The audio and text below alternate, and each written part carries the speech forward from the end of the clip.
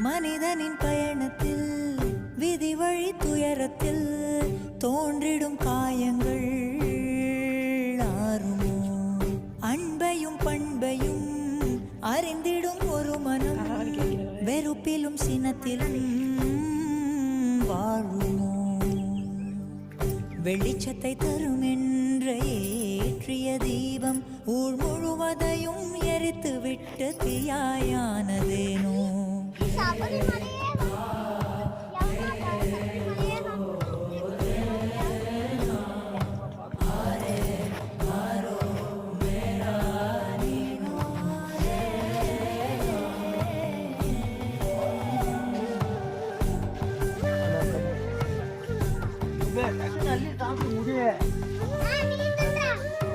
ஏய் வாடா